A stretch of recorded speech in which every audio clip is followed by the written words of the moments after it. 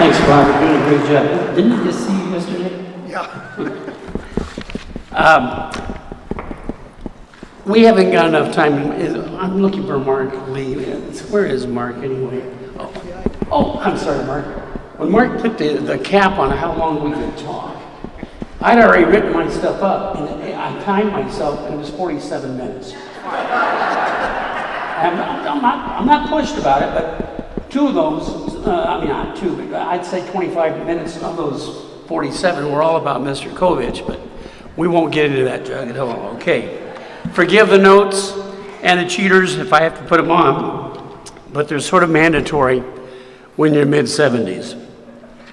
I'm going to treat today's talk like a coaching clinic. So get ready. You're going to have to take some notes and know what you're doing. Both of my kids are Hillman grads, and both are practicing attorneys, and both of them never shut up at family reunions, ever. And to this day, they still have the gall to call me by a nickname. They call me Lecture Man. I mean, I didn't think that was valid until I heard that from staff members while I was principal, that I was Lecture Man.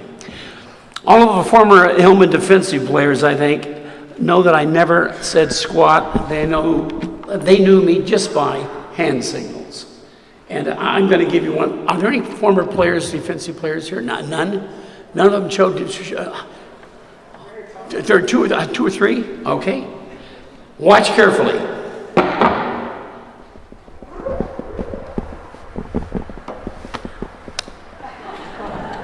All right, what defense are we running? Well, we have a lot to work to do, a lot more than we had 20 years ago, I can tell you that. Over the years, we had a staff that rose and shrank and rose again and again, but special thanks here go to Bill Miller, AKA Willie Moe, if you knew him that way, who got me the job as co-head coach and who's sitting at home in a chair right now in Penn Valley because he's not doing too well. To John Balaam, the best secondary coach in America, really. To Principal Jug Kovich, and the legions of assistants we had who helped over the years, from Bill Flake to Jim Papione to Carl Clark, Brad Bear, Bob Playcamp, Fred Moeller, Jim Medarty, Joe Montoya, Dave Timpone, Jim Otto, and the legions of JV and Frosh people who helped us put our system in place and kept it there.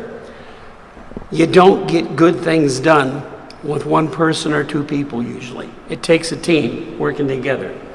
For me as a coach, fun or humor, both of those, have really been, from my point of view, not used that much as a tool in coaching. And I used to do this as an English teacher in class, and I did it on the football field too, but we had 5 little fun things. I thought they were fun things, at least. Some of the players may not have, but I thought they were fun. Just to kind of shape our approach. First thing we had was we had a motto: hit and have fun. Now, I know that may sound a little contradictory, hit and have fun, but try not hitting in a combative type sport and then asking yourself, am I having fun? It doesn't work that way usually. Secondly, we had a huddle break. No way. The two most beautiful words in the English language. No way are you going to complete a pass.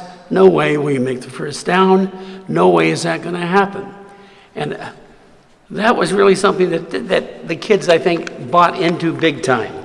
And it was fun to line up, especially against teams that didn't respect you too much. When you said no way, they knew it, and they knew what was happening. We also had a uniquely different helmet decal. Now, if you're not familiar with helmet decals, I think everybody knows that the Ohio State team has what? The Buckeyes, isn't it? And there's some teams who have tomahawks and things like that. We had these beautiful pair of ruby red lips on our helmets. And I'll tell you, teams would come out and they would laugh because we had these lips on our helmets. They would laugh until they got this god-awful whacking on their bodies by these guys wearing these lips on their helmets. And they proved to be a source of contention all the time because we had a team meal all the time, and we always awarded these lips at the team meal, and kids would raise their hands and go, I know I got a lip on that, coach. I know I did. And we used to call them, don't be a big lip. Just shut up and just go on with life. Entertainment at pregame meals was a way of creating fun. It broke the tension, and it fostered a lot of fun on the team itself. And different positions were featured each week. One of my favorites was prior to playing the Woodland High School Wolves, we had a middle linebacker named Bobby Wallace, who was a very tough kid. And to hear Bobby sing, Who's Afraid of the Sucking Wolf, to the tune of Who's Afraid of the Big Bad Wolf, have him sing the whole thing like 4 times over. And have him grimacing all the time and hating to sing it. You could just tell. And everybody else in the audience laughing, loosened people up quite a bit. He would be, I mean, his voice right now would put him on American Idol right there with William Hung. I mean, group therapy, we called it, at Monday's film sessions. We gave people something called the Hill Weenie Scouting Report.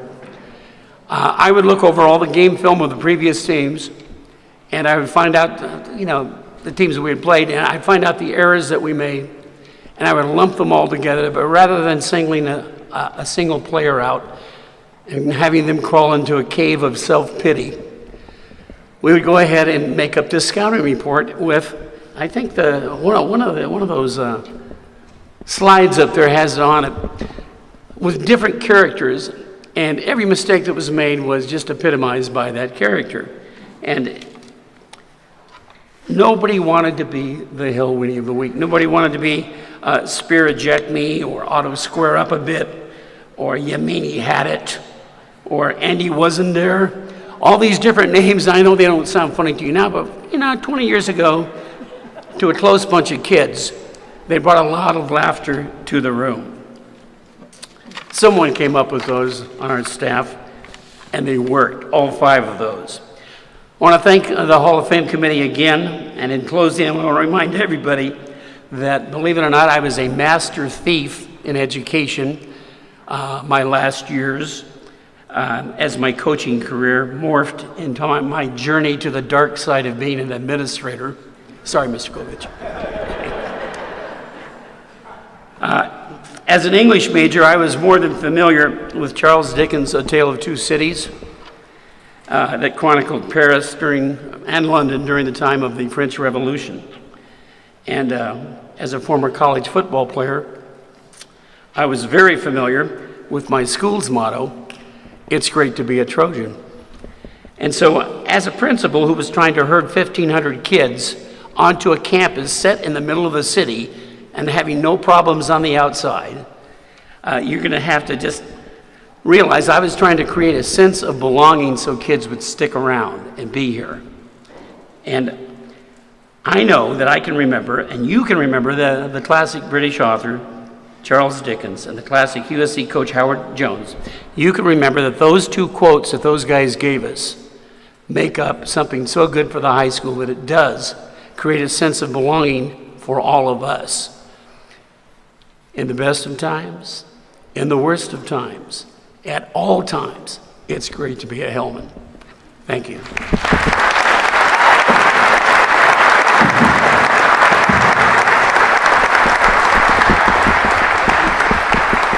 This way.